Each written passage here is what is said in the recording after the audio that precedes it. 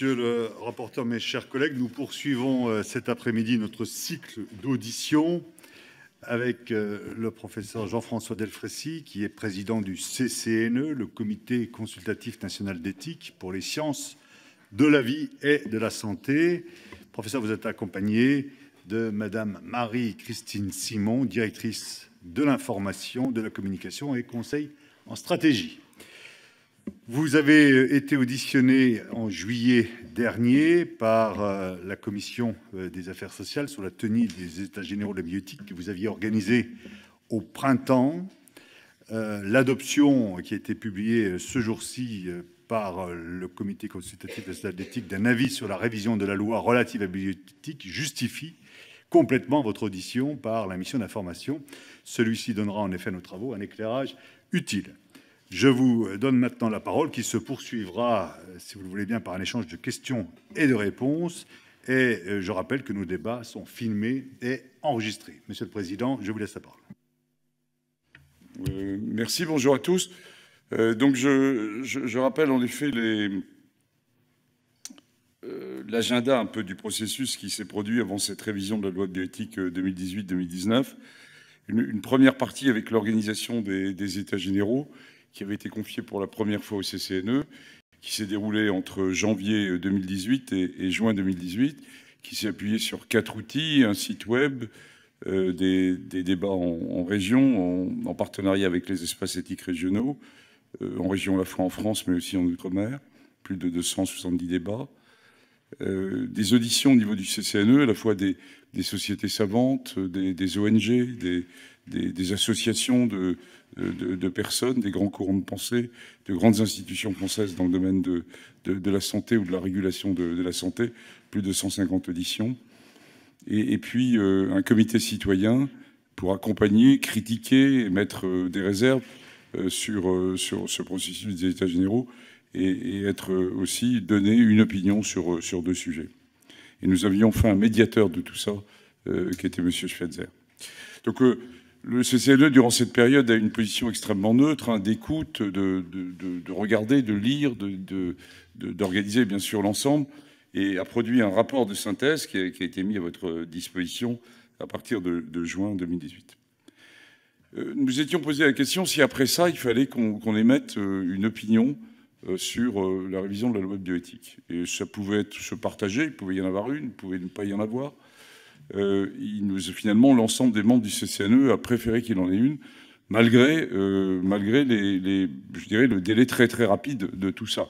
Je l'ai déjà dit publiquement, et je vous le répète devant vous, il n'y a eu aucune pression vis-à-vis du CCNE sur définir le périmètre, utiliser tel ou tel type d'outil, aucune pression de qui que ce soit, sauf une seule pression, entre guillemets. Ben écoutez, voilà, c'est un agenda qui doit être mené, je dirais, pour la fin de l'été 2018. Donc alors, à partir de mi-juin 2018 jusqu'à mi-septembre 2018, le CCNE s'est donc attaqué, entre guillemets, à émettre une opinion pour essayer finalement à la fois répondre au grand public et aux citoyens qu'on avait mobilisés, c'était le moindre des choses qu'on leur devait, et puis aussi pour vous qui êtes les décideurs à la fois pour les décideurs de la construction de la loi, mais également pour vous qui allez réfléchir sur ces sujets complexes et vous donner un éclairage qui, une fois de plus, ne vous indique pas ce qu'il faut faire ou ne pas faire, mais qui est un éclairage sur quelques grands sujets.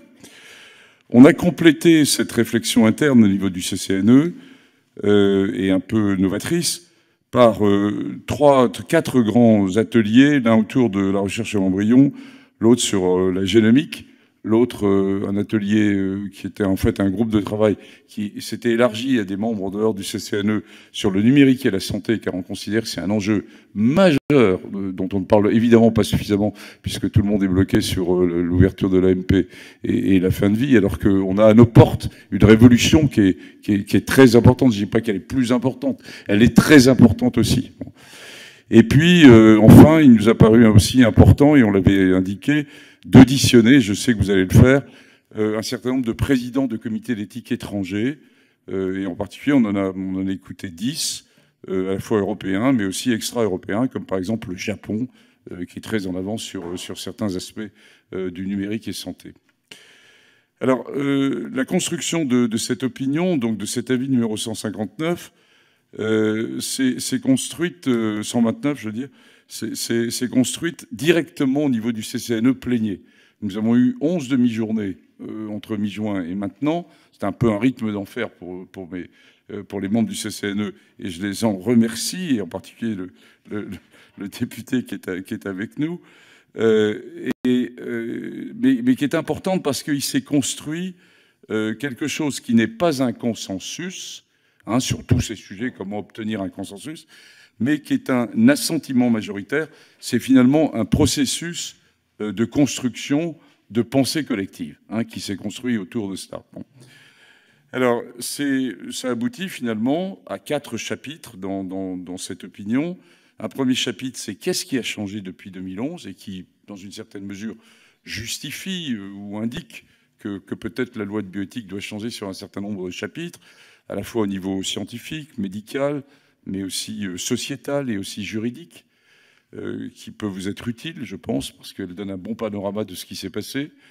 Un deuxième chapitre qui est les grands enjeux de la bioéthique qui demeurent, mais qui sont renouvelés. Qu'est-ce que veut dire le corpus de la bioéthique actuellement, quand on parle par exemple au niveau du corps? Est-ce qu'on continue à penser le corps dans son entier? Est-ce qu'on pense au corps en tant qu'organe? Est-ce qu'un bout de notre ADN dans une banque de génomique fait-il aussi partie du corps? Est-ce qu'un bout de notre information dans une grande banque de données fait partie également du corps? Et on voit bien que sur la même question finalement autour du corps, eh bien on peut l'envisager avec un nouveau corpus qui se construit de façon différente.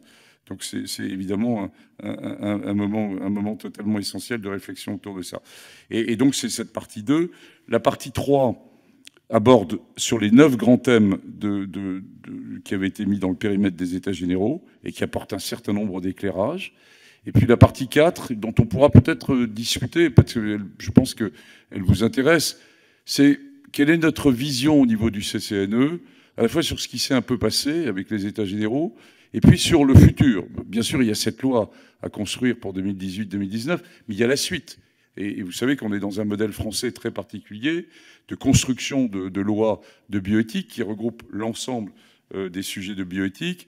Est-ce que c'est le bon modèle? Et c'est pour ça qu'on souhaitait aussi avoir un éclairage de collègues étrangers. Donc je vais peut-être juste prendre 2-3 minutes pour aborder cette question-là du chapitre 4, c'est-à-dire le modèle français, entre guillemets, de révision de la loi de bioéthique. Donc un modèle particulier, un modèle que le CCNE, je dirais, conforte, a envie de conforter. Pourquoi? C'est-à-dire un modèle qui tous les 5 ans ou tous les 7 ans, rassemble les différents acteurs à un temps donné, mobilisateurs, très mobilisateur de temps aussi pour tout le monde, j'en ai bien conscience, et ça va l'être également pour vous dans les mois qui viennent, mais qui a au moins le mérite d'aller poser les questions, d'abord, de mettre sur la table avec les différents acteurs, qui ne sont pas que les spécialistes, qui ne sont pas que les experts, qui ne sont pas que les médecins, mais qui sont aussi les citoyens, et puis qui sont aussi, bien sûr, les politiques. Donc ce temps permet d'aborder l'ensemble des sujets, plutôt qu'un sujet les uns après les autres, qui serait l'autre modèle. Avec un modèle, on va faire une loi de bioéthique sur la génomique, puis ensuite une loi de génétique sur tel autre sujet, sur la recherche sur l'embryon. Alors, on se rend compte, quand on aborde, et on l'a bien vu, nous, dans les 4 mois dans lesquels on vient de travailler, que ces différents thèmes deviennent de plus en plus interconnectés. Hein, et que la réflexion qu'il peut y avoir sur certains aspects de la procréation, eh bien, tient compte des innovations technologiques qu'il peut y avoir dans le domaine du big data ou dans le domaine du séquençage à haut débit en génomique. C'est la même chose également et que des questions sociétales sont en train de se possiblement modifier parce que des technologies sont en train d'arriver et de modifier la vision qu'il peut y avoir.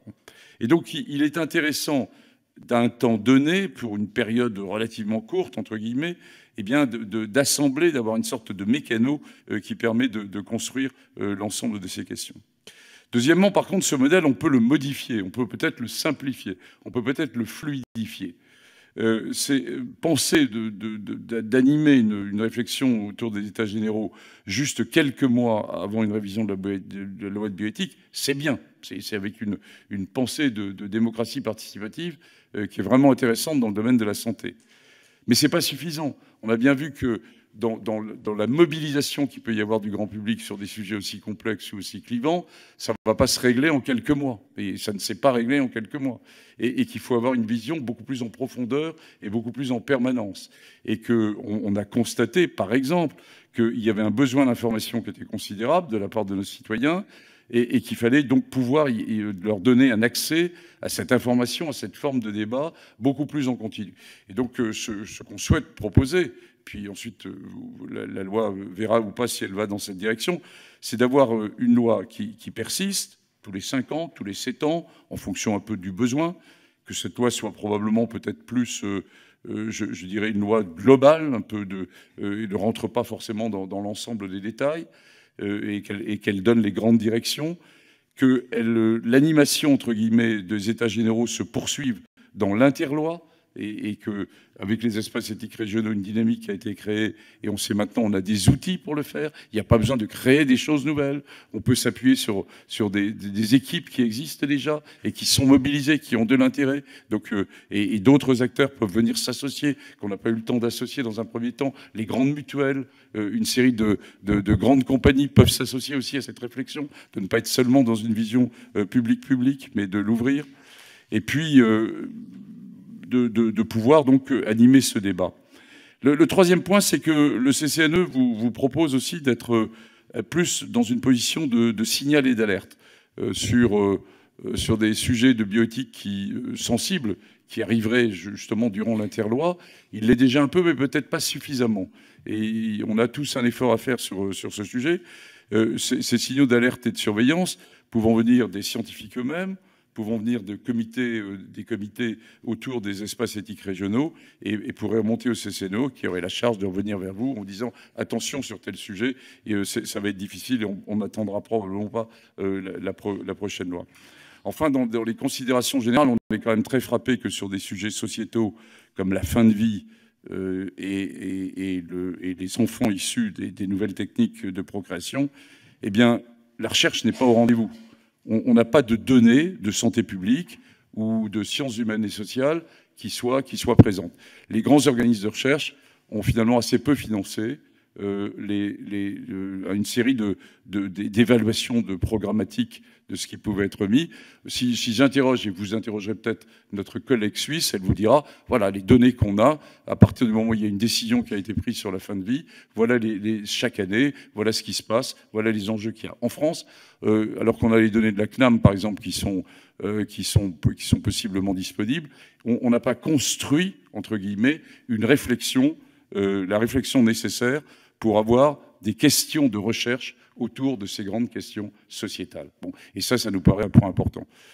Enfin, quand même à signaler, on est frappé par le fait que, alors bien sûr, les nouvelles dispositions de la loi santé, du programme santé de 2022 vont sûrement changer les choses, mais, et en particulier sur ces plateformes communes, sur les professions de santé partagées, mais jusqu'à maintenant, par exemple, l'enseignement de la bioéthique est fait de façon pas majeure, mais assez bien fait finalement dans les écoles infirmières ou d'infirmiers, et très mal fait dans les facultés de médecine. Il n'y a pratiquement pas d'enseignement de la bioéthique, et je me condamne également. Je suis prof de médecine et je n'ai jamais poussé ça dans ma faculté parce qu'on est tous en train de pousser nos spécialités.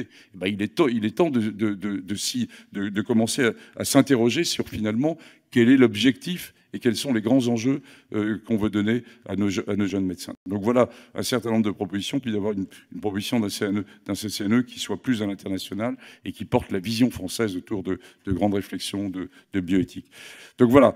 Alors, je ne vous ai pas parlé du tout des thèmes et de nos positions sur tel ou tel thème. Bon, vous les aurez, bien sûr, vous les avez dans l'avis 129.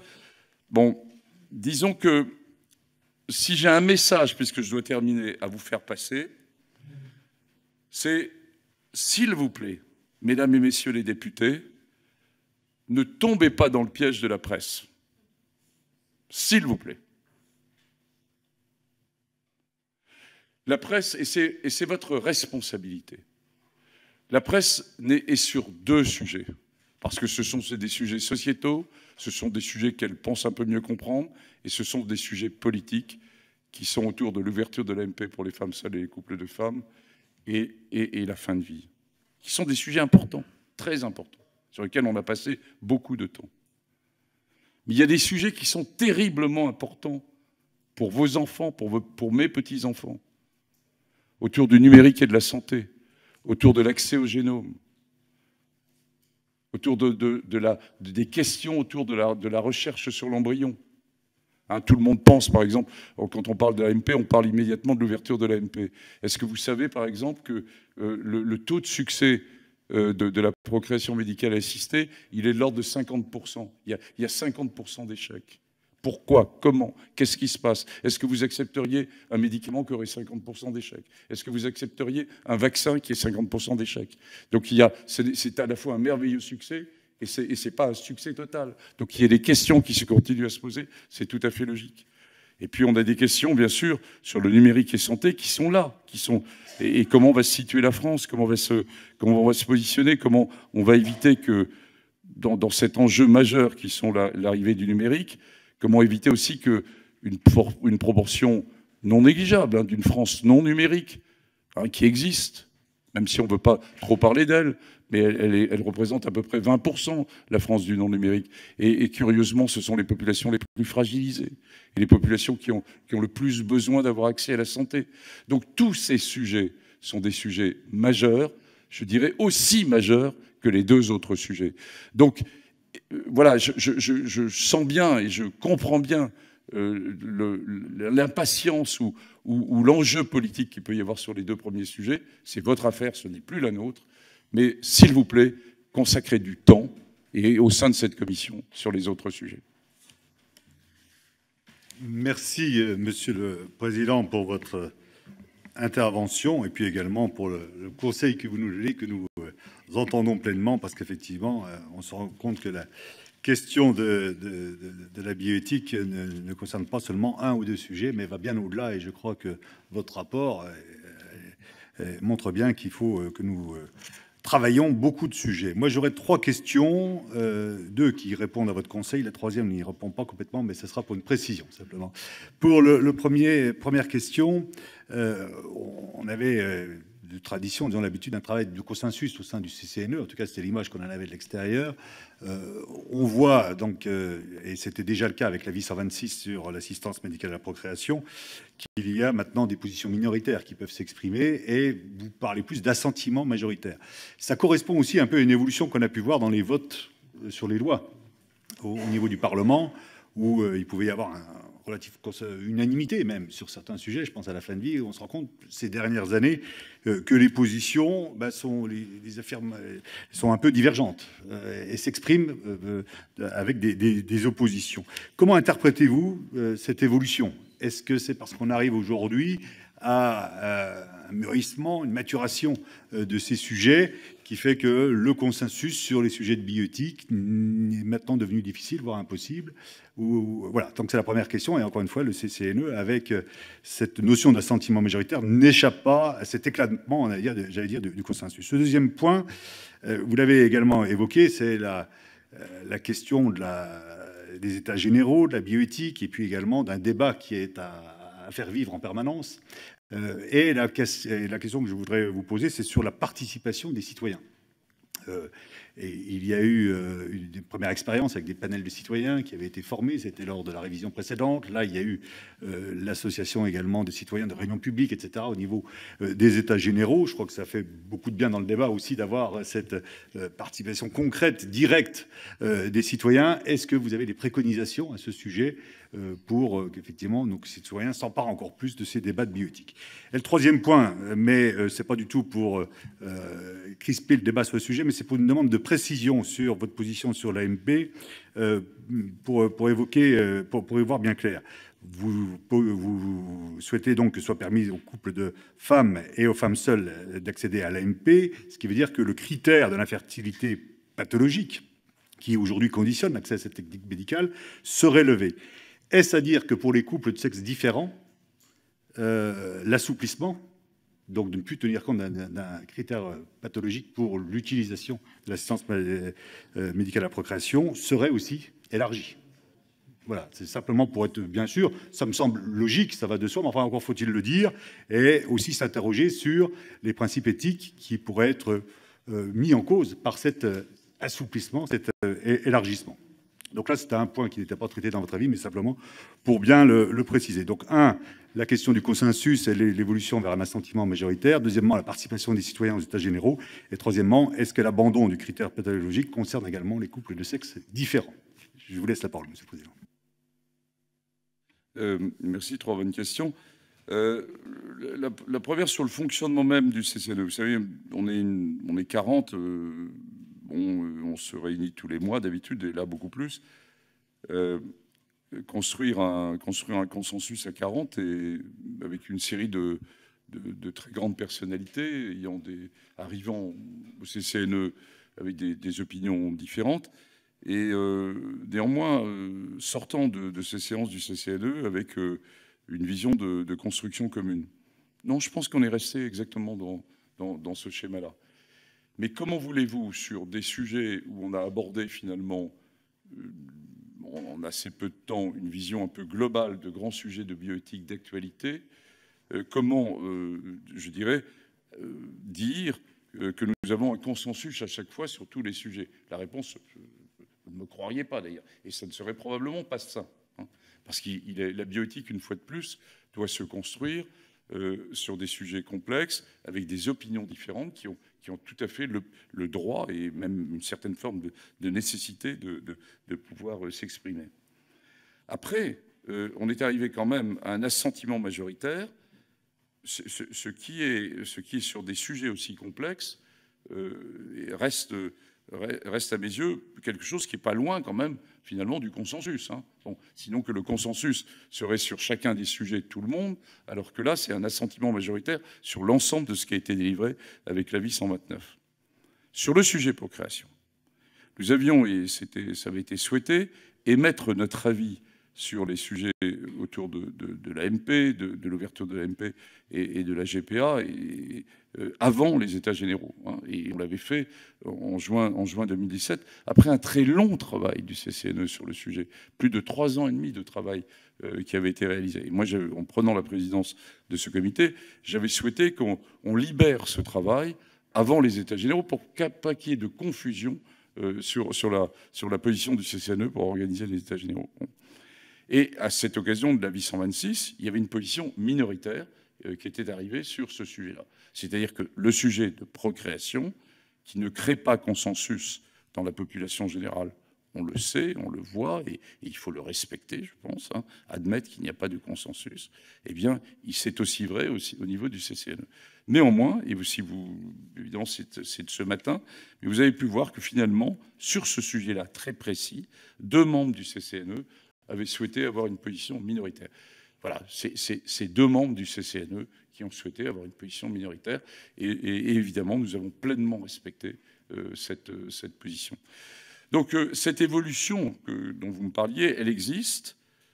Je pense néanmoins que le CCNE a cette particularité d'être un peu une structure, voilà, en dehors des enjeux habituels de pouvoir, en des enjeux nous ne sommes pas une agence, hein, nous sommes un comité de réflexion d'intellectuels pour ensuite faire une série de propositions. Nous avons une autonomie, entre guillemets, au sein de la pensée, et que finalement, sur l'immense majorité des sujets, il se construit très progressivement une pensée commune. Une fois de plus, c'est ce que j'ai appelé un processus de pensée collective, ou que quand j'étais chef de service, j'appelais ça, pour animer un service, ou un pôle, une dynamique de groupe. Sur votre deuxième question, qui était sur finalement comment essayer d'optimiser la participation citoyenne. Ça, c'est un vrai vaste débat. Bon. Moi, je reste assez persuadé que sur les sujets de bioéthique et de santé, la réflexion et les questions ne doivent pas être seulement ni du domaine des spécialistes, des médecins et des administratifs de la santé, ni des politiques. Hein. Et que les citoyens sur ce domaine de la santé ont leur mot à dire. Bon, comme vous le savez, je suis issu du milieu VIH-Sida. J'ai construit une partie de la carrière sur la place, finalement, du patient au cœur du système de soins, sur la voix du patient au cœur du système de soins. Et je pense que ça reste d'actualité dans bien d'autres choses. Et en particulier sur des aspects comme la fin de vie, sur l'organisation des soins, sur la gouvernance à l'hôpital, qui a de vrais enjeux de démocratie sanitaire qui peuvent être posés. Comment les pose-t-on? On les pose en discutant et en essayant d'établir un dialogue. Ce qui n'empêche pas ensuite à la fois les spécialistes, les médecins, les politiques de décider. Mais ils décident en ayant entendu ce qui avait été discuté sur ces débats spécifiques. Bien sûr que vous entendez, vous êtes en première ligne pour entendre ce que pensent les citoyens, puisque vous êtes nos élus. Mais sur ces débats très spécifiques autour de la santé, ça peut mériter, je dirais, un débat citoyen autour du sanitaire ou de la bioéthique. Alors, c'est ce qu'on a tenté de faire avec des points forts, des points plus faibles dans ces états généraux de la bioéthique. On en a tiré un certain nombre de leçons, je dirais, de savoir-faire, de ce qui pourrait être poursuivi ou pas. Moi, je reste persuadé qu'il faut s'inscrire dans la durée. Hein. Et la bioéthique mérite mieux que des états généraux de quelques mois avant une prochaine loi. Elle mérite une discussion citoyenne qui peut être organisée, parce que du coup, on a vraiment réactivé l'ensemble des espaces éthiques régionaux qui peuvent jouer un rôle très important dans ce domaine, qui sont d'ailleurs, c'est dans leur fonction, et qui, en collaboration avec nous, peuvent le faire. Et puis, il y a d'autres acteurs qu'on a entendus, qu'on a auditionnés, et qui pourraient aussi être parfaitement sollicités, en particulier les grandes mutuelles, hein, et sur les mutuelles de santé, pour qui ce sont des enjeux qui sont importants. Et sur lesquels une construction, et on a envie évidemment de le faire, et je ne pense pas spécialement à une ou à une autre, mais qui peuvent être importantes. Certains comités d'entreprise, comme on l'a vu par exemple au sein des PTT, mais il y a d'autres de la Poste, mais on peut le voir d'autres façons également, pourraient être mobilisés sur une construction de débats citoyens autour de ces sujets. Voilà, c'est quelques pistes. Hein. Il y a d'autres réflexions en France sur comment construire un débat public et comment construire un débat citoyen. Il y a même une agence ad hoc, entre guillemets, qui porte là-dessus, qui porte sur des questions qui sont un peu différentes, hein, qui sont sur les grandes questions autour de l'environnement et en ce moment, par exemple, des enfouissements nucléaires. Voilà, pour l'anecdote, ça m'a intéressé que cette agence vienne nous voir il y a peu de temps pour nous demander comment nous avions monté ce débat citoyen. Il faut être humble. Voilà, il faut être humble, apprendre en marchant, hein, sur la construction de ce débat citoyen. Par contre, il faut être humble mais déterminé. Moi, c'est ça. Et en moi, vous trouverez quelqu'un de déterminé sur ce sujet, car je pense fondamentalement que sur ces sujets de débat sanitaire, où nous ne sommes qu'au début, le débat de la bioéthique, on est une porte d'entrée, mais il y en a d'autres, sur les enjeux de santé, les enjeux de coûts de santé, les enjeux d'accès à la santé, hein, quels que soient les modèles qui peuvent être donnés, quel que soit, et le plan récent va dans la bonne direction, mais néanmoins, on va se heurter à des questions très importantes, avec en face de nous, et vous en avez conscience, une marchandisation de la santé, hein, qui devient de plus en plus importante, qui dépasse très largement le coût des médicaments, qui est maintenant dans le coût également des dispositifs médicaux, dans le coût des tests médicaux, et nous ne sommes qu'au début d'une longue aventure de relations difficiles, je le dis, avec les producteurs autour de la santé. Enfin, votre dernier point était l'AMP, et vous souhaitiez savoir comment on avait construit finalement notre avis, hein, et aussi sur l'aspect de est-ce que c'était seulement pour les femmes seules et les couples de femmes, est-ce que c'était quelque chose de plus global. Non, la question posée était autour de, enfin qu'on s'est posée d'abord était finalement est-ce qu'il y a quelque chose à modifier dans la loi? Bon. Et finalement, c'est ça la question. Et donc, pour modifier dans la loi, c'était la possibilité pour les femmes seules et les couples de femmes d'y aller, de pouvoir obtenir cette autorisation. Après, mettons des couples hétéros, eh ben, c'est en général quand même un besoin médical qui porte ces couples à aller vers l'AMP. Bon, donc je veux dire, la réponse, elle est en majorité donnée actuellement par le système, à la fois au niveau législatif et par le système de soins. Alors, sur les arguments sur lesquels nous sommes arrivés à cette position difficile, une fois de plus, c'est pas blanc ou noir. On n'est pas pour l'ouverture de l'AMP sur les couples de femmes ou on est contre. Hein. C'est beaucoup plus subtil, même si le débat va beaucoup se tendre et va être en tension sur le sujet. Bien, on peut retenir les points suivants. Le premier, c'est que la structure familiale a changé en France. C'est un constat. Hein. La famille n'est plus tout à fait... elle a changé, elle s'est modifiée au cours des 30 dernières années. La deuxième notion, c'est que le besoin de procréation et la capacité à aller vers la procréation, il a toujours existé, y compris pour les femmes actuellement, seules, ou les couples de femmes. Elles peuvent avoir accès à un ami, elles peuvent avoir accès à l'étranger. Donc c'est fondamentalement, je dirais, et c'est un droit essentiel d'avoir accès à la procréation. Le troisième aspect, qui est plus nuancé, c'est la place de l'enfant. La place de l'enfant qui est souvent revendiquée par les anti-ouverture de la PMA, en disant vous ne pensez pas à l'enfant et vous pensez uniquement au désir d'enfant. La place de l'enfant, vous serez d'accord qu'elle a changé. L'enfant, actuellement, se situe au cœur du débat, je dirais, de la famille, quelle que soit, qu'il s'agisse d'une famille standard, d'une famille recomposée.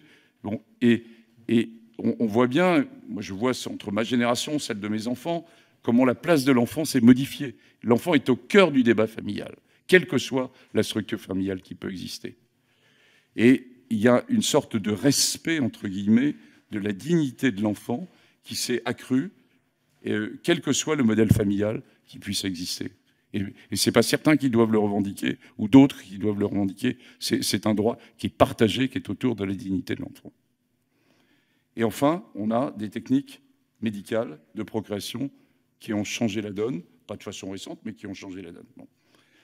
Alors, au bout de tout ça, au nom de quoi la médecine créerait-elle, en refusant finalement, dans une certaine mesure, et la société, via les techniques médicales, créerait-elle de la misère chez un certain nombre de femmes qui réclament cette capacité à pouvoir avoir un enfant avec les techniques d'AMP, même si elles sont seules ou en couple de femmes. Au nom de quoi nous créerions, éthiquement parlant, un certain nombre de situations douloureuses et difficiles. Avant de donner la parole à notre rapporteur, je voudrais bien sûr revenir à ma question qui était pour les couples de sexe différents. Vous n'êtes donc pas pour la levée du critère pathologique, c'est-à-dire qu'on continuerait à réserver l'assistance médicale à la procréation pour les cas d'infertilité pathologique dûment constatée ou d'un risque pour les couples de personnes de sexe différents. C'est bien ça? D'accord, je vous remercie. Monsieur le rapporteur. Merci, Monsieur le Président. Tout d'abord, je voudrais demander à Monsieur Delfraissy de bien vouloir nous excuser pour l'auditionner aussi souvent. Et cette multiplicité d'auditions est justifiée par l'importance de cette révision des lois de bioéthique. Et nous aurons en plus des occasions supplémentaires de nous voir, par exemple, plus tard sur la fin de vie, puisque cette question, qui n'est pas stricto sensu considérée comme la bioéthique, ne sera pas dans la loi elle-même, mais l'objet de législation ultérieure. Et nous avons déjà auditionné à ce sujet le CESE, donc nous serons amenés encore à nous revoir sur ces thèmes-là.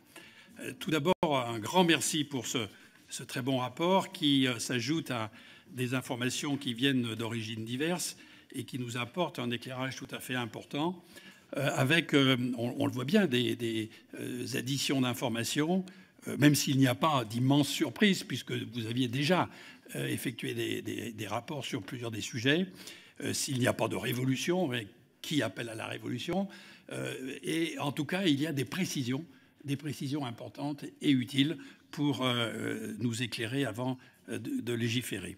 Alors, comme notre président l'a indiqué, vous évoquez le fait que vous ne souhaitez pas, et personne d'ailleurs ne souhaite, d'affrontement entre les différents points de vue, et que tout cela reste au niveau d'un débat rationnel.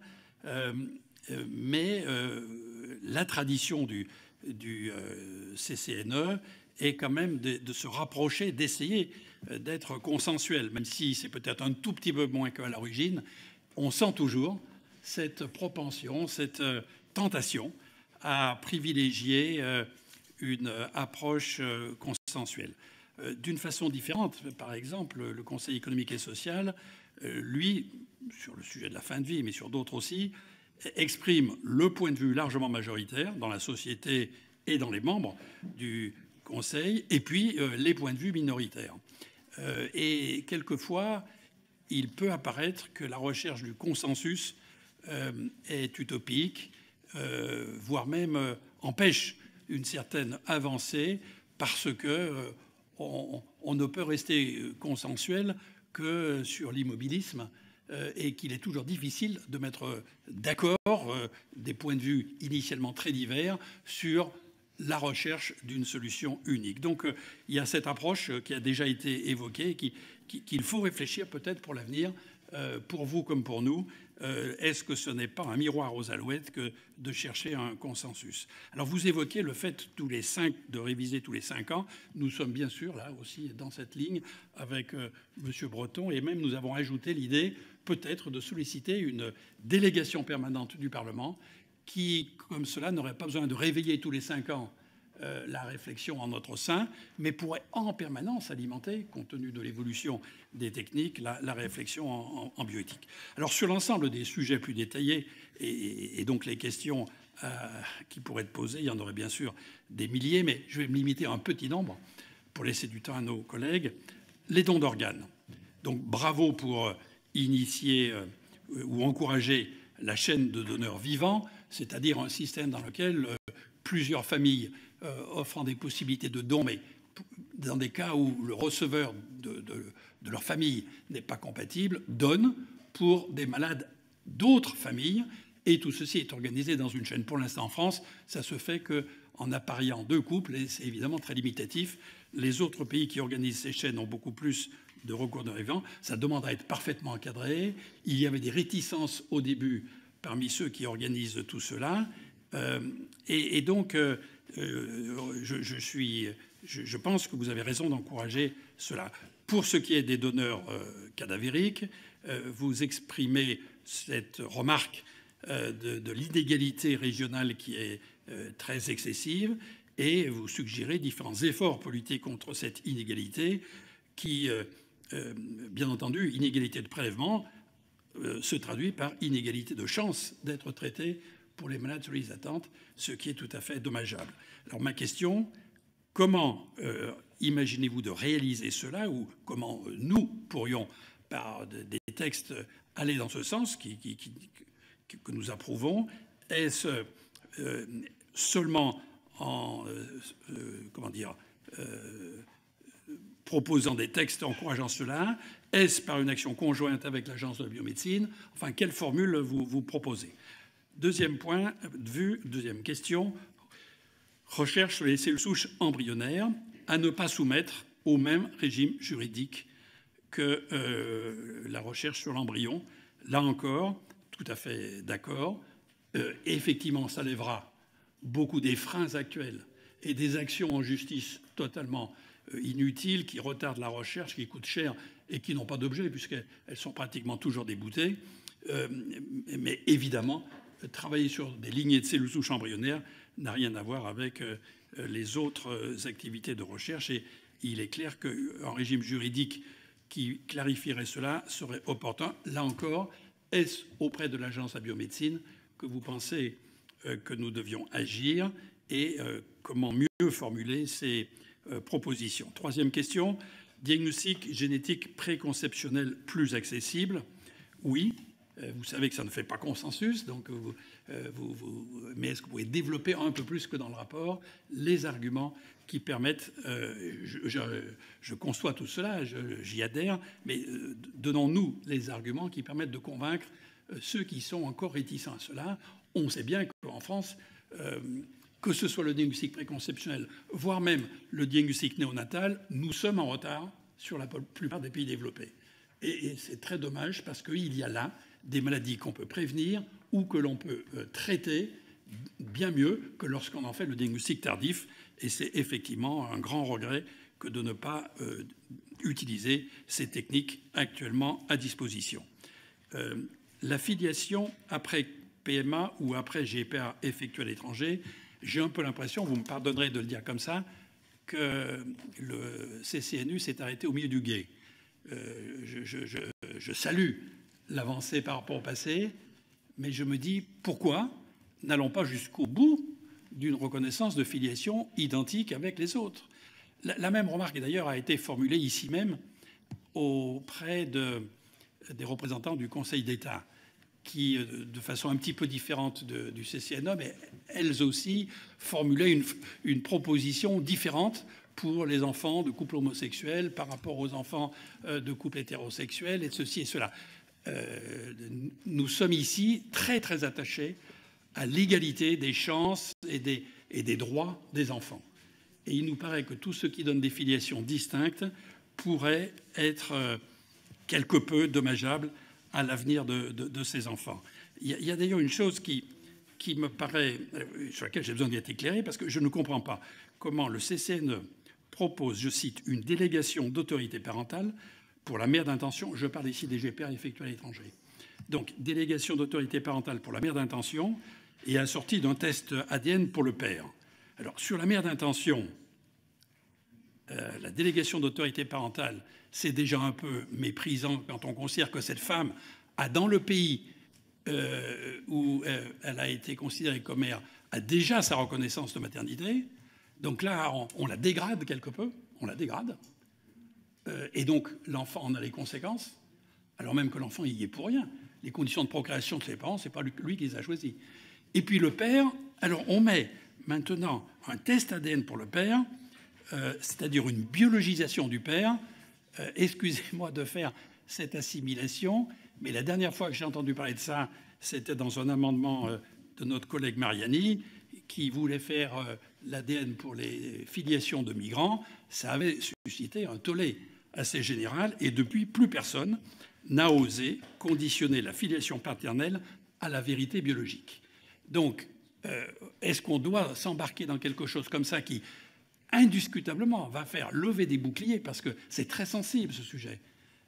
L'ADN du père, c'est quelque chose qui a une sensibilité particulière. Je me demande s'il ne serait pas plus comment dire, prudent d'avoir une définition de la paternité beaucoup plus habituelle. Le père, c'est celui qui élève, qui aime, qui s'occupe de l'enfant, et ce n'est pas celui qui a donné son ADN. Parce que même dans les familles traditionnelles, on a un pourcentage qui n'est pas négligeable où il n'y a pas d'assimilation entre la paternité biologique, et on ne va surtout pas le rechercher.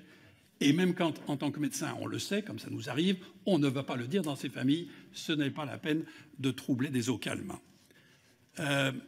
Mon dernier point, c'est sur l'absence d'études que vous évoquez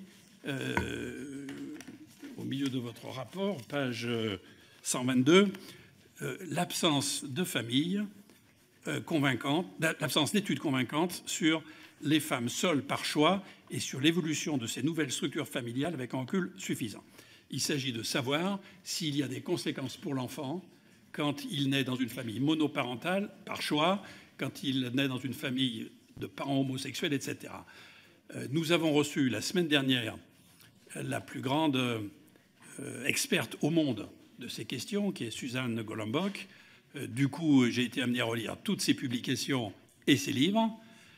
Je ne connais pas d'études plus scientifiques nulle part au monde. Je ne connais pas de plus grande rigueur pour conduire cela. La conclusion, elle est limpide.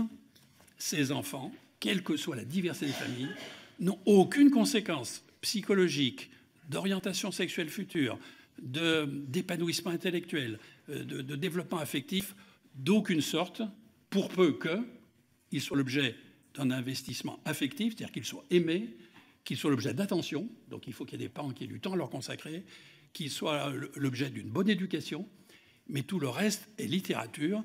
Et donc, de dire qu'on puisse avoir a priori une crainte qu'un enfant né d'une femme seule ou dans une famille homosexuelle, il y ait peut-être des conséquences, c'est légitime. Mais une fois que les études sont faites, on est obligé de s'incliner dans ces études. Donc de dire qu'il n'y a pas d'études en français, oui, je suis d'accord. La France est très démunie dans ces études. Mais des études internationales qui ne sont pas conduites qu'en Grande-Bretagne par l'école de Cambridge, mais qui sont mondiales et répertoriées dans toutes ces études, là, on en a pléthore. Et très franchement, je n'ai rien trouvé, malgré une analyse critique, de biais quelconque dans la méthodologie. Je vous donne juste une des plus célèbres de ces études, où on prend une cinquantaine de PMA effectués pour une femme seule, avec un choix de famille monoparentale, une cinquantaine d'enfants dans un couple hétérosexuel avec PMA, suivi longitudinal prolongé et études minutieuses, aucune différence entre les deux. Et donc, je comprends qu'on puisse se poser la question avant, mais les études existent. Et donc, j'aimerais savoir pourquoi ces études ne peuvent pas être, d'une part, entendues, et d'autre part, éventuellement, l'objet de confirmation en langue française. Voilà. J'ai déjà été trop long, donc je me tais, et merci vivement. Merci, monsieur le rapporteur. Monsieur le président, je vous laisse le soin de répondre à ces questions. Merci, j'essaie de répondre à toutes ces questions. Travailler, je dirais. Tout d'abord, avant, sur la réflexion générale que le consensus, une tentative de consensus peut pousser à l'immobilisme, non, moi je pense pas. Je pense pas du tout. Je pense que, au contraire, je ne sais pas qu'on recherche le consensus pour le consensus au CCNE, je ne peux pas laisser dire ça. On essaie d'avoir une construction commune, hein, et aussi, je dirais, humaine que possible. Et je ne crois pas que cet avis du CCNE soit dans l'immobilisme. Je pense qu'il ouvre sur un certain nombre de questions autour de la génomique, de la recherche sur l'embryon, des neurosciences, de l'ouverture de l'AMP. On ne peut pas dire qu'on est totalement immobile dans cet avis. Donc ça, c'était une considération générale. Sur le don d'organes, les inégalités régionales.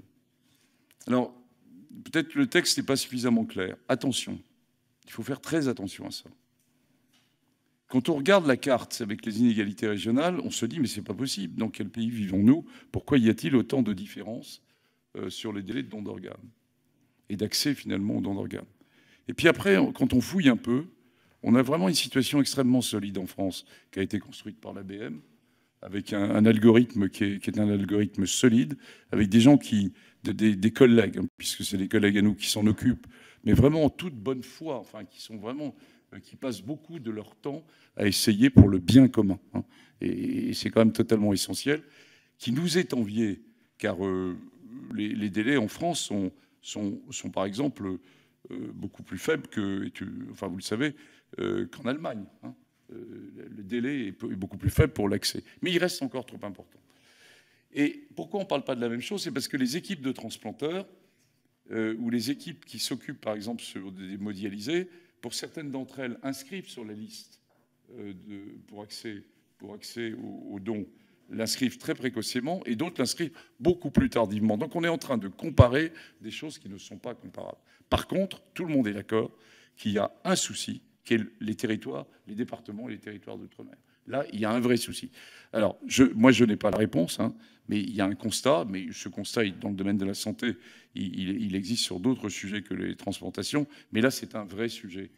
Par ailleurs, je pense qu'il y a un devoir d'explication encore plus important. L'ABM fait vraiment un très bon travail.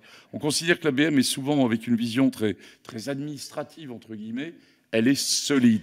Nous avons une organisation de la transplantation en France qui est solide. Attention, attention, c'est un bien précieux. Bon. Par contre, dans la relation, par exemple, avec le milieu associatif, dans la discussion qu'il peut y avoir, de mettre tout le monde autour de la table pour tenter d'expliquer ces disparités, les poser ensemble pour ensuite trouver un certain nombre de solutions communes, ça probablement, c'est ce qu'on recommande. Deuxièmement, sur les cellules souches, donc bien distinguer sur... c'est ce qu'on a essayé de faire, hein, mais je pense que vous aurez à le faire également, c'est bien distinguer ce qui est la recherche sur l'embryon de la recherche sur les cellules souches. Bon, déjà, c'est un premier. Bon. Et ensuite, sur les cellules souches, que l'enjeu n'est pas tellement d'où elles viennent, parce que, que veulent dire une lignée de cellules souches qui a 3, 4, 5 ans, qui est issue de l'embryon, et c'est plutôt ce qu'on va en faire avec les cellules souches. Et que ce n'est pas tellement l'origine, c'est ce qu'on va en faire. Et il n'y a aucune régulation sur ce qu'on fait. Donc là, on appelle à une régulation. C'est-à-dire, par exemple, sur les cellules souches, c'est pour aller donner un signal de différenciation pour remplacer une hanche pathologique. OK, pas de souci. On est dans la médecine du futur et il faut que la France soit au rendez-vous. Si par contre, c'est pour reconstruire des gamètes à partir de cellules souches et reconstruire un embryon à partir des cellules souches initiales, comme on peut imaginer pouvoir le faire, là, ça demande de la régulation. Donc, c'est bien cette précision qui est autour de ça, séparer ce qui est le domaine de la recherche sur l'embryon, le domaine des cellules. Et alors, que faire? On n'est pas là dans la réglementation, on est du domaine de la loi. La loi actuelle ne répond pas à cette question et prête à confusion sur ce sujet. Donc, ce que demande le CCNE, très clairement, ce qu'il vous demande, c'est de modifier la loi sur ce sujet, hein, en écoutant évidemment l'ensemble des experts et en pesant le mot de ce que vous allez écrire.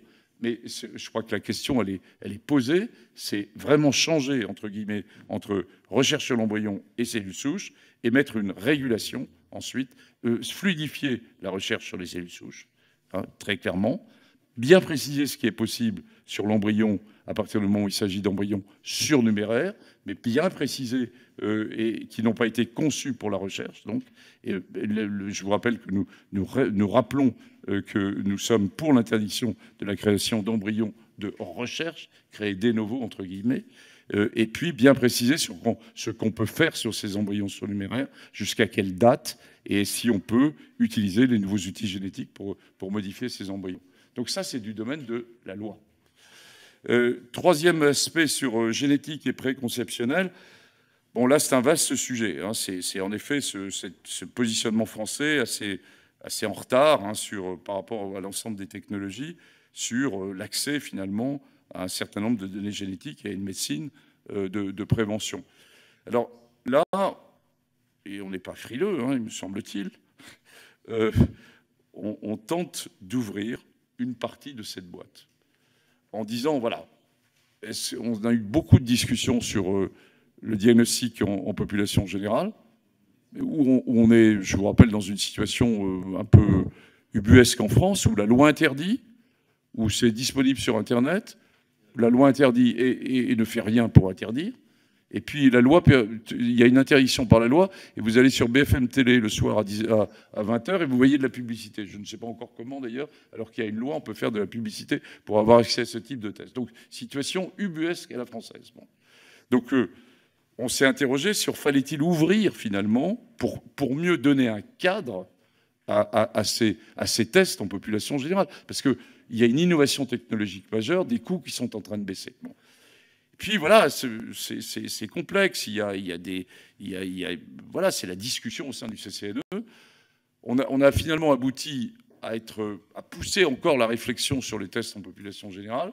Et par contre, à se dire que quand il y a une problématique, et on revient à ces problèmes de procréation finalement, et des outils biologiques, entre guillemets, qui entourent la procréation, donc dans des tests préconceptionnels de couples ou de personnes qui ont un projet de conception, eh bien, de les laisser sous contrôle médical, coordonnés, rentrer dans des bases de données françaises et qui ne sont pas des bases de données américaines, pouvoir ensuite déposer des questions de recherche, avoir un consentement qui soit construit autour de ça, et bien qui nous paraissait là donner un cadre, entre guillemets, pour essayer de construire et de laisser un diagnostic préconceptionnel pouvoir se mettre en place.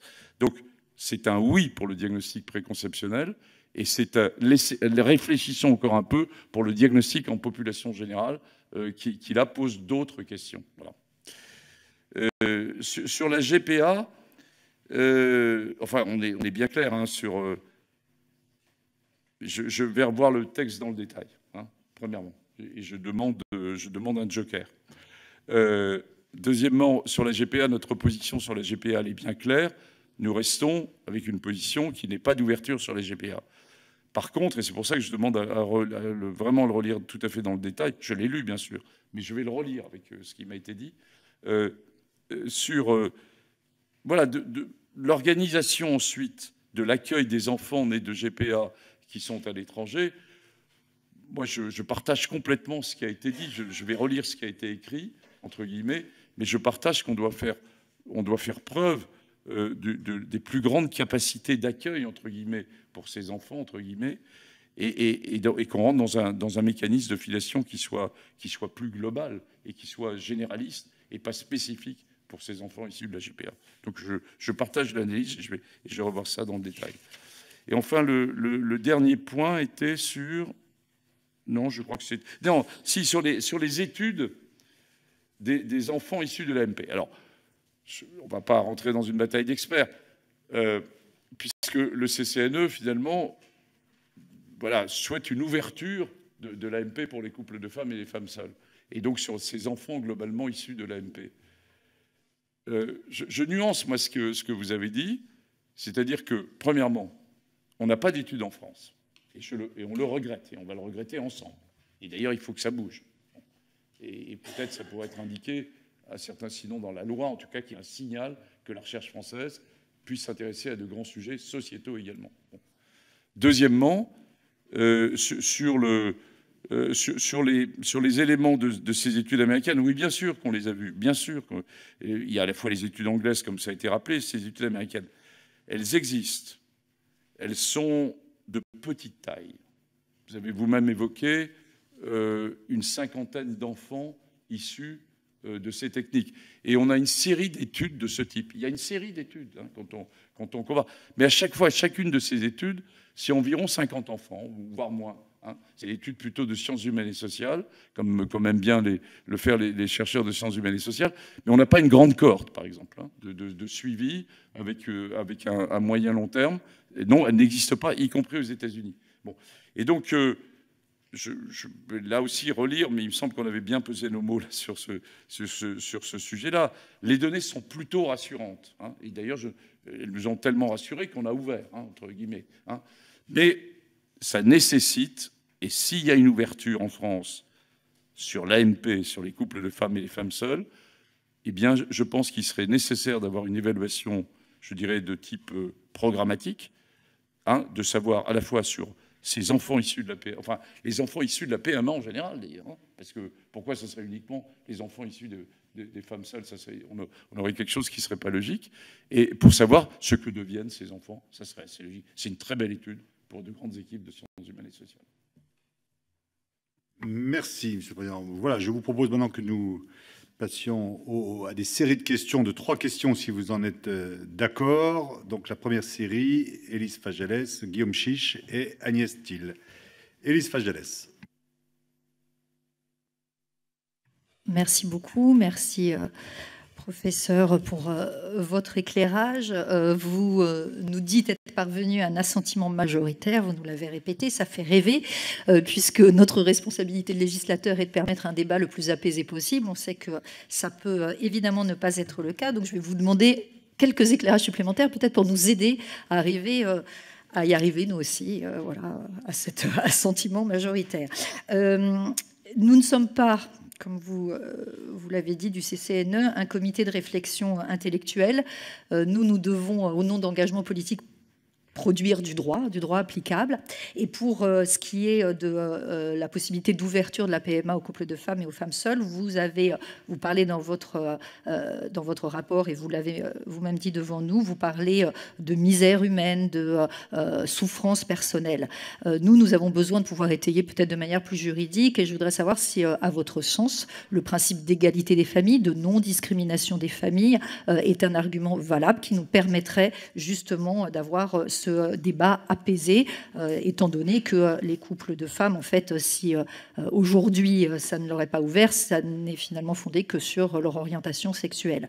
Et toujours pour aller dans un sens juridique, sachant qu'il s'agit ici des révisions de loi bioéthique, je voudrais savoir si, selon vous, le sujet de la filiation peut ou doit être inscrit dans la révision de ces lois, sachant que si on ouvre eh bien, la PMA aux couples de femmes et aux femmes seules, il va y avoir le sujet donc évidemment de la filiation des enfants, qui existe déjà, puisqu'il y a déjà des enfants nés de femmes seules qui ont eu recours à la PMA, mais pas en France, et sachant que la procédure qui est aujourd'hui, qui est celle de l'adoption, crée des situations de non-droit pour la mère sociale pendant toute cette procédure d'adoption. Merci. Guillaume Chiche. Merci, Monsieur le Président Delfraissy. Tout d'abord, je tiens à saluer l'avis rendu par le CCNE aujourd'hui en matière de procréation et singulièrement en faveur d'une ouverture de la PMA à toutes les femmes. Je pense que cela a vocation à mettre fin à une discrimination d'accès à une pratique médicale basée sur l'orientation sexuelle ou sur le statut matrimonial, étant entendu que nous parlions de couples lesbiens ou de femmes célibataires.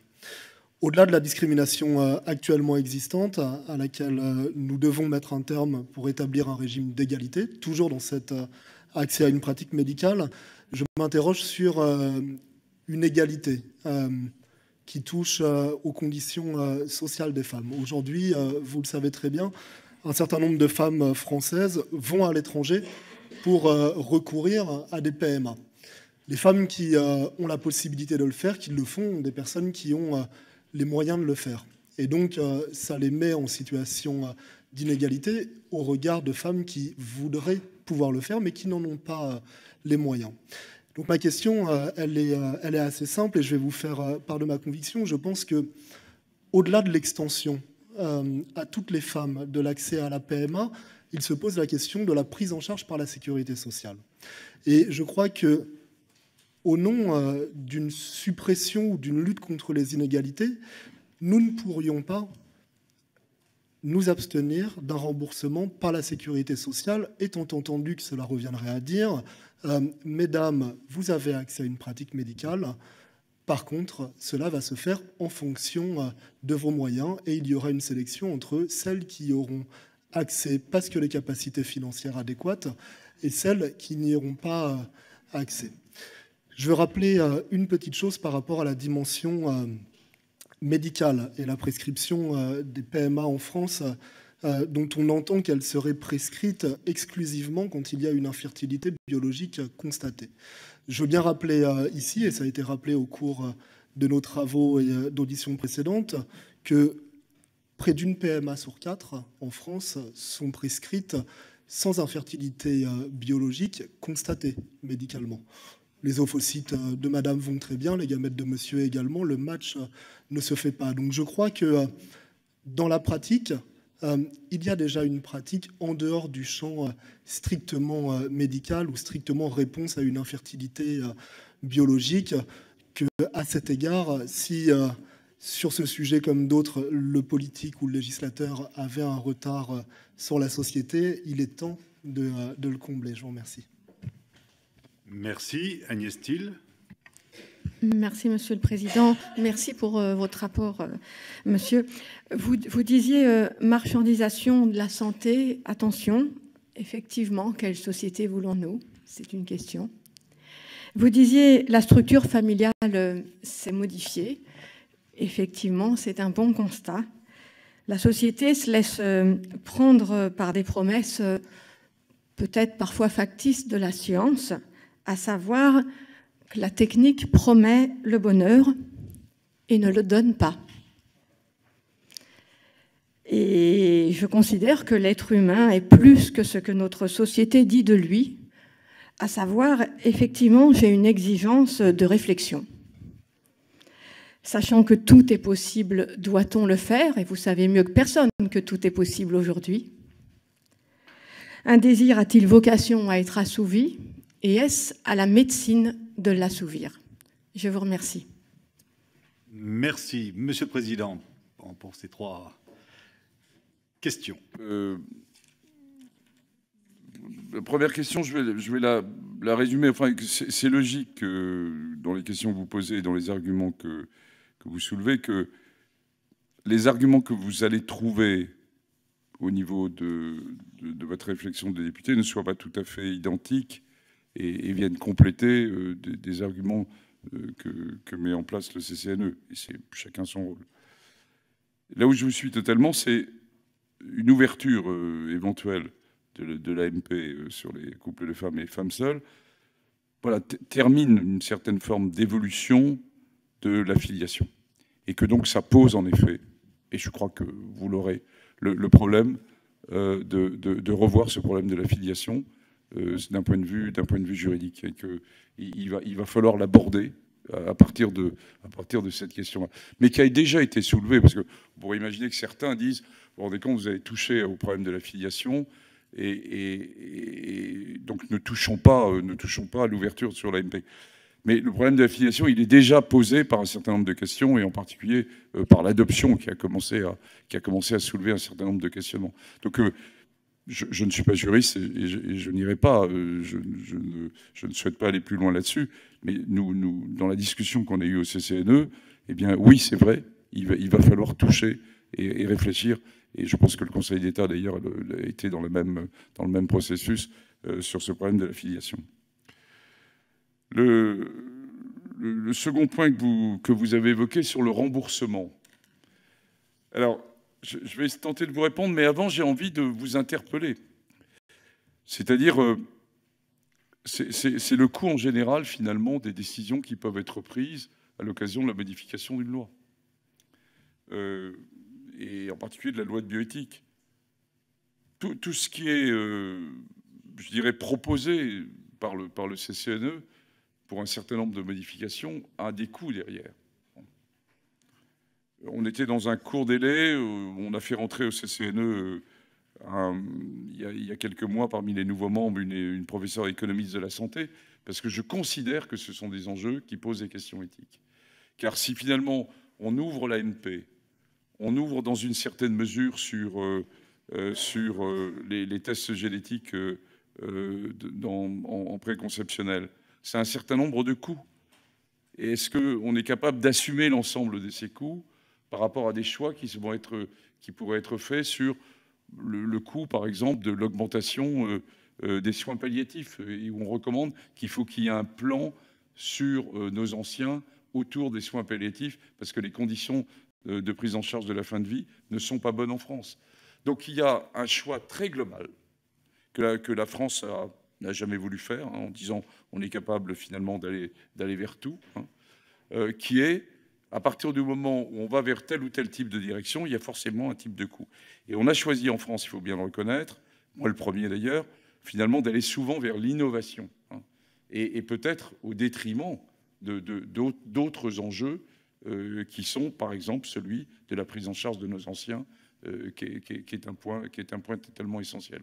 Alors, on peut comprendre ce que je dis ça, puisque je me rapproche des anciens et que je suis moins dans l'innovation maintenant. Mais fondamentalement, quand même, fondamentalement, on n'évitera pas une discussion d'un certain nombre de questionnements éthiques sur ces choix budgétaires qui peuvent se faire.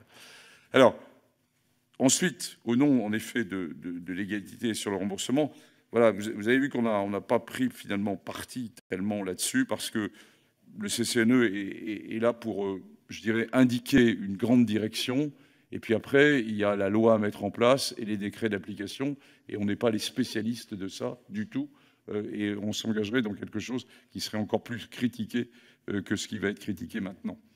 Donc c'est bien clair. Mais j'insiste bien que, indépendamment de cette loi de bioéthique, on aura l'occasion de se retrouver, ou vous aurez l'occasion tout seul, de discuter de ces aspects autour des choix, finalement, financiers autour de la santé, qui vont devenir extrêmement prégnants, beaucoup plus que ça n'a été. On est qu'au début, une fois de plus, du business et santé. Et voilà, souvenez-vous de ce que je vous aurais dit aujourd'hui. J'en suis totalement persuadé. Et c'est un médecin qui vient de passer 35 ans de discussion, qui a vu la construction avec les nouvelles technologies, les nouveaux médicaments. Et nous ne sommes qu'au début de quelque chose d'extrêmement nouveau, avec l'arrivée du numérique et surtout l'ensemble des objets qui vont gérer notre santé.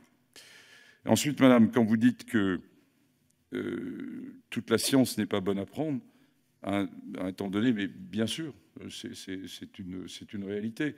La science avance. On parle de progrès scientifiques ou de progrès médicaux. Moi, j'en suis pas totalement sûr. C'est-à-dire qu'il y a des avancées scientifiques, il y a des avancées médicales.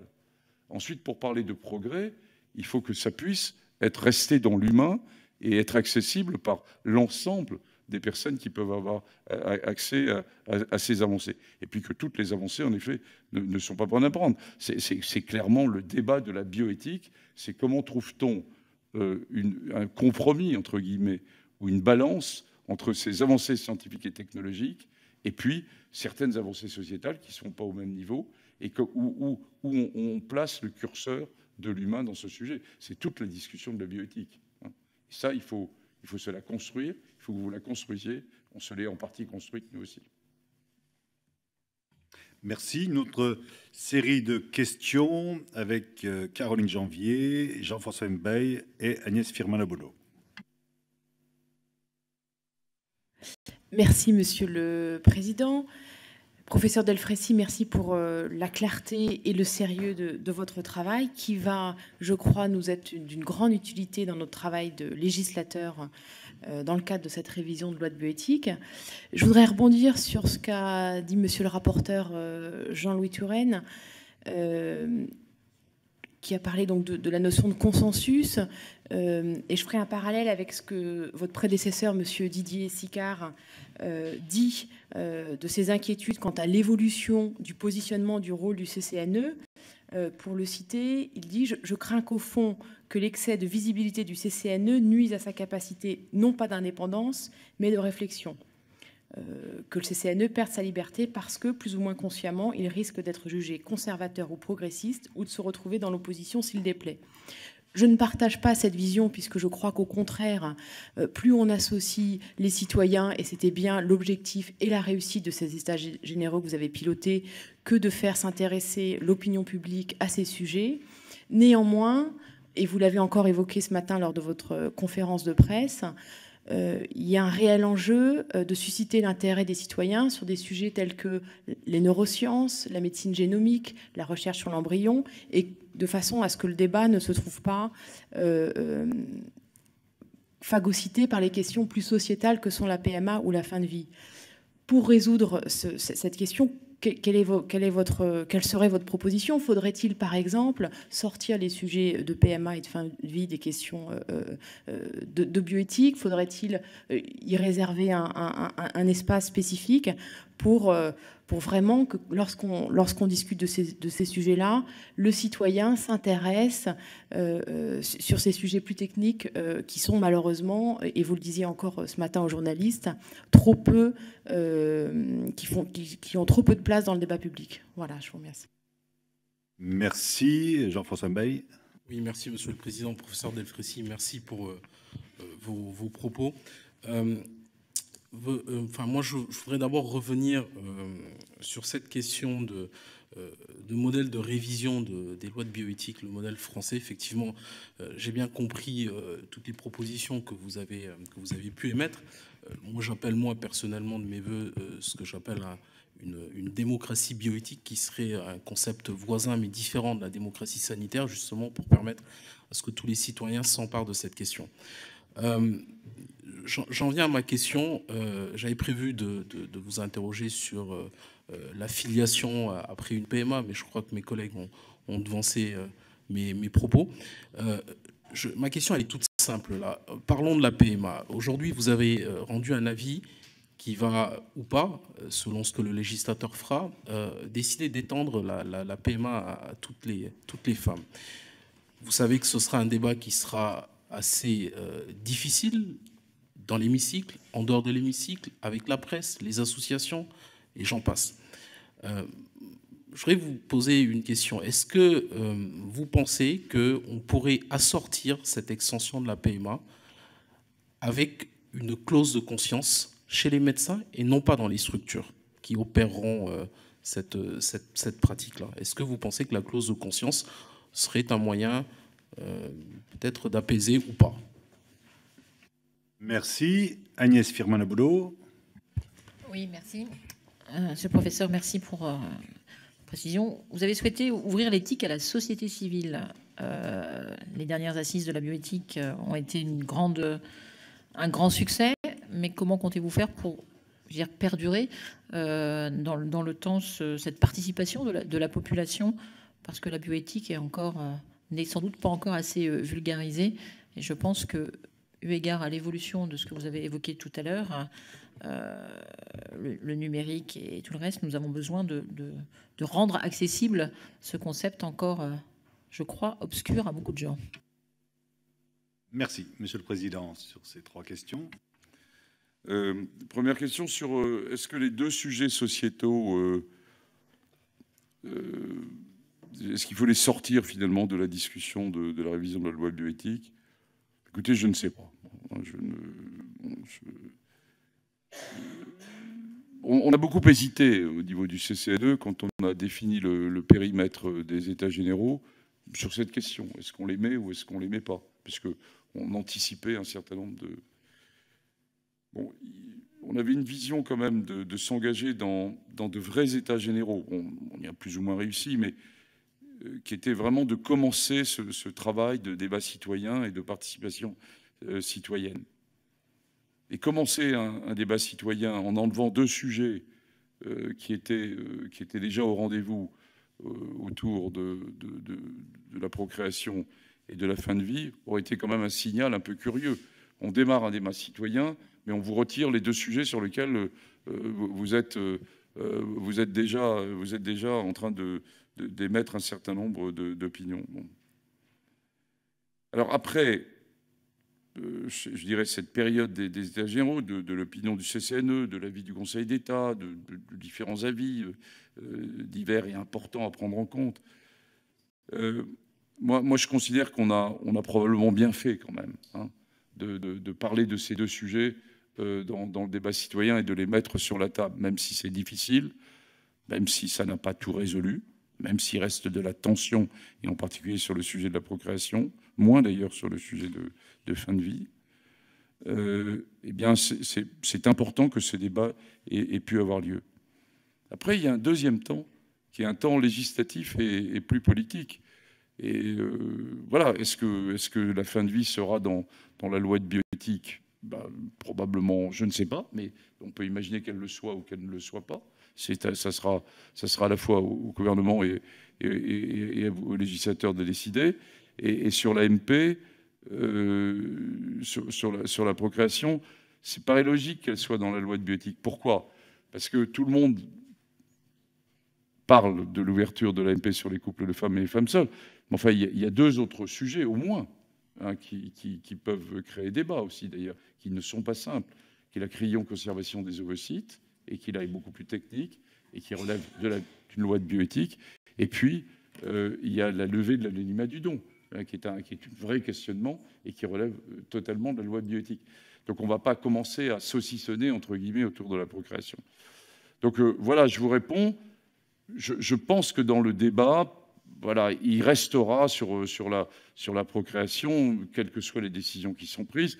Il y a de nouveaux enjeux qui vont se poser ensuite, hein, qui est la progression du futur, hein, qui avec des choses qui sont quand même très très troublantes, qui sont à l'horizon sur les utérus artificiels, sur des choses qui sont à nos portes. Et donc il y aura toujours une discussion autour de ces sujets. Donc je pense qu'en effet ça restera dans l'occasion de la loi de bioéthique. La fin de vie est un autre problème et on peut très bien imaginer qu'elle soit mise dans un autre dispositif.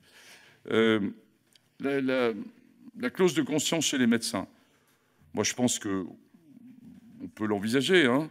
Ça ne changera rien au fond du débat. Le problème n'est pas sur la clause de conscience des médecins. Bon, si certains médecins ne souhaitent pas s'engager dans cette voie, bon, je pense qu'il faut respecter cette clause de conscience. Ce sont les mêmes questions qui peuvent se poser sur d'autres sujets, mais ça ne réglera rien du tout, hein. Le problème restera toujours difficile. Parce que le problème n'est pas celui des médecins, hein. Le problème est bien qu'il y ait en effet une utilisation médicale, entre guillemets, pour porter un acte, mais le problème se pose bien au plan plus global et qui dépasse très largement les médecins. Bon. Et enfin, comment perdurer le débat citoyen et les états généraux? Alors là, on a fait des propositions, hein. Moi, une fois de plus, c'est vraiment quelque chose qui m'apparaît essentiel, hein.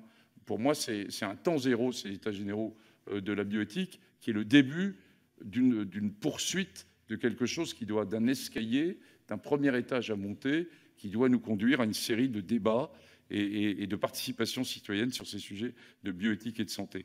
Donc, en effet, poursuivre les débats en région, avoir un comité citoyen associé au CCNE. Enfin, on a une série de pistes. Poursuivre le débat dans le cadre des mutuelles, poursuivre le débat dans un certain nombre de grands comités d'entreprise et avec une série de propositions sur lesquelles, voilà, ça reste à faire, mais je vois bien vers quelle direction, en tout cas, on souhaite aller. Voilà. Et enfin, oui, dans le positionnement du CCNE, je crois qu'il faut qu'il y ait probablement un peu des deux. C'est-à-dire, bon, c'est la loi qui a confié au CCNE. Le CCNE n'avait rien demandé. C'est le législateur qui a demandé, lors de la dernière loi, que le CCNE organise, parce que c'était une instance indépendante, pour porter les états généraux. Bon, il y a un certain degré de réussite, même si on peut faire mieux et je comprends très bien qu'il y ait des éléments critiques. Après, ça nous a pris du temps. Est-ce que ce temps s'est fait aux dépens de la réflexion? Oui, par certains côtés, non par d'autres. Et en particulier pour moi qui est arrivé comme jeune, vieux président du CCNE, eh bien, ce que j'ai vu une fois de plus cette dynamique de groupe de se créer avec une mobilisation très très forte et surtout une écoute importante, une audition importante de la société civile par le CCNE qui est sorti de son rôle uniquement d'expertise, même s'il va le garder, mais qui écoute et qui écoutera dorénavant beaucoup plus les enjeux de la société civile.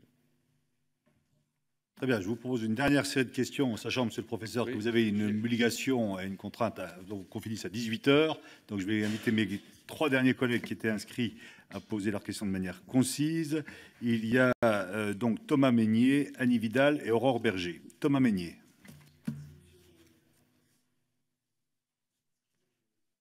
C'est bon, pardon. Merci, Monsieur le Président. Oui, merci pour votre travail d'une immense qualité que je vais passer, comme tous mes collègues, en revue en détail parce qu'il est sorti seulement ce matin. Moi, je voulais simplement vous parler du thème numérique et santé. J'ai pu voir que le CCNE propose que soit inscrit au niveau législatif le principe fondamental d'une garantie humaine du numérique en santé. Est-ce que vous pourriez développer un petit peu ce point devant la mission d'information? Je vous remercie. Merci beaucoup. Annie Vidal. Merci, Monsieur le Président. Merci, professeur Delfraissy, pour la qualité de ce rapport que nous allons bien évidemment passer en revue. Ma question concerne l'extension de la PMA et notamment l'extension de la PMA aux femmes seules. Les familles monoparentales sont, nous le savons tous, les familles les plus exposées à la précarité. Dans les critères d'accord de demande d'une PMA d'une femme seule, est-ce qu'il serait légitime de considérer la situation matérielle de la personne qui demande une PMA? Et dans ce cas-là, la question de l'égalité de l'ensemble des femmes seules se pose. Et ne risque-t-on pas d'être à l'origine de nouveaux enfants pauvres, alors que nous avons une volonté très ferme de lutter contre la pauvreté et le caractère transmissible de la pauvreté? Je vous remercie. Merci beaucoup. Aurore Berger. Merci, Monsieur le Président. Monsieur le Professeur, j'ai 3 questions rapides. La première sur l'autoconservation ovocytaire. Comment garantir qu'il n'y aurait pas un risque de pression sociale qui ferait que cette nouvelle liberté octroyée aux femmes pourrait se retourner contre elles? Dans votre avis, vous parlez d'une prise en charge par l'assurance maladie uniquement dans les situations pathologiques. Comment écarter, par exemple, une prise en charge par les entreprises qui pourrait demain, et on en voit certains effets négatifs, évidemment, être une pression importante sur les femmes. Sur le MP et son ouverture à toutes les femmes, même si je partage l'objectif, je suis un peu circonspecte sur les arguments qui sont utilisés, notamment dans votre avis quand vous parlez de la question de pallier une souffrance induite par une infécondité, et quand vous dites dans cette audition que c'est un droit essentiel d'avoir accès à la procréation. Si nous gardons ces arguments-là, dans ces cas-là, comment rejetez-vous clairement l'ouverture demain à la GPA, qui est un sujet de préoccupation majeure pour les législateurs et à mon avis pour les Français? Enfin, sur la fin de vie, et je salue pleinement l'avis qui est le vôtre, et notamment sur la valorisation des soins palliatifs. Dans ce que vous avez dit dans cette audition, vous dites ça peut ou ça ne peut pas être demain dans le projet de loi. Oui, après, c'est au législateur évidemment d'arbitrer, mais vous, en tant que CCNE, est-ce que vous considérez qu'il y a aujourd'hui un progrès médical et scientifique substantiel qui justifierait que dans le projet de loi, il y a un arbitrage sur cette question-là? Si les enjeux des révisions des lois bioéthiques, c'est bien une avancée médicale et scientifique qui interroge notre conception de l'éthique et qui doit être encadrée par le législateur, est-ce que vous considérez qu'en la matière, les progrès sont suffisants pour que cela soit inscrit, qu'on soit pour ou contre, mais que cela soit inscrit dans le projet de loi? Merci beaucoup. Merci, monsieur le professeur. Merci pour la question sur numérique et santé, ça m'oxygène. Ça m'oxygène. Bon. Merci beaucoup, je suis très sensible. Non, c'est un enjeu majeur, et vous le savez parfaitement bien. Et on est... D'abord, c'est mettre ce sujet sur la table, le mettre pour la première fois dans une révision de la loi bioéthique, même s'il n'y a pas de... Je dirais, les enjeux législatifs sont ténus, entre guillemets. On a créé un groupe de travail ad hoc, je vous l'ai expliqué, qui dépasse le CCNE, qui était avec des gens du numérique, qui était avec des personnalités extérieures, et l'opinion du CCNE est issue, entre guillemets, de cette réflexion un peu globale. L'idée est de trouver, là aussi, de considérer que le numérique en santé est un enjeu essentiel et qui, finalement, il serait pas être totalement éthique de mettre une série de règlements qui pourraient bloquer en permanence l'arrivée de ce numérique en santé, hein, qui peut être source de progrès importants. Et dans l'autre sens, l'humain doit rester. Et vous avez vu que dans les recommandations, il y a un point important auquel on tient, qui est le fait qu'il y a une population qui n'a pour des raisons diverses et variées et non numériques, et que c'est justement la population la plus fragile. Et comment les mettons dans cette structure du numérique et de la santé. Donc c'est donner un certain nombre de pistes pour que à la fois il y ait de la régulation, mais qu'il n'y ait peut-être pas trop de lois non plus autour et de législatifs autour de cette question. Puis après, on n'est qu'au début d'une réflexion sur le numérique et santé, et il va se poser aussi la question d'ailleurs d'une réflexion plus globale, éthique sur le numérique en général, qui dépasse la santé. Voilà, et on donne quelques pistes. Deuxième, on change complètement de sujet, alors on revient à la MP, sur les femmes seules et sur l'accompagnement. Bon, vous avez vu qu'il y a des petites nuances entre... Voilà, puisqu'on est sensible au message que vous avez indiqué de ne pas créer de situations encore plus complexes et d'accompagner en tout cas la décision d'une femme seule, avoir une autorisation d'AMP, d'avoir un accompagnement un peu, je dirais, psychologique et médical pour bien l'aider à prendre conscience des problèmes et des enjeux qui peuvent se poser dans les années qui vont venir. Inversement, sur les femmes seules, on a différents modèles. Hein. On a des femmes qui vont rester seules, puis il y a des femmes qui vont ensuite trouver un compagnon. Enfin, c'est complexe. Et inversement, dans des couples standards, on sait très bien que voilà, il y a aussi des séparations qui vont mettre les femmes dans une situation de précarité avec leur enfant. Donc voilà, c'est à la fois un vrai enjeu. On ne va pas évidemment stigmatiser et il faut accompagner cela. Sur les dernières questions autour de l'autoconservation, oui, vous avez vu qu'on a légèrement modifié notre position entre l'avis 126 et l'avis 129. Et que ce qui est... Alors pour faire simple, on était plutôt nuancé sur notre avis en juin 2017, alors que là, finalement, voilà, on propose d'ouvrir sans pousser à l'autoconservation. Alors on peut prendre ça en disant, mais alors qu'est-ce que c'est que ces têtes de l'INOT au CCNE qui changent d'avis sur une période de 1 an et demi? Alors ça peut être pris comme ça. On peut le prendre aussi comme, entre-temps, se sont passés les États généraux, que cet avis 129, il s'est construit sur à la fois ce que nous pensions et ce que nous avions entendu et écouté. Et on a entendu écouter à la fois les sociétés savantes sur eux qui nous ont dit que sur les aspects médicaux, c'était peut-être pas aussi lourd qu'on ne l'avait pu l'envisager, et puis d'un certain nombre d'associations de femmes qui, au nom de l'autonomie et du choix qu'il pouvait y avoir. Alors, c'est finalement faire confiance. Hein, c'est pour ça que j'évoquais le mot de loi de confiance. Les lois de bioéthique ont souvent été jusqu'à maintenant des lois de fermeture, des lois d'interdit. Et là, si on faisait confiance aussi aux femmes pour savoir dire non à certains moments sur ces tentatives éventuelles de déstabilisation on va vous payer l'autoconservation de vos ovocytes. L'enjeu, il n'est pas là.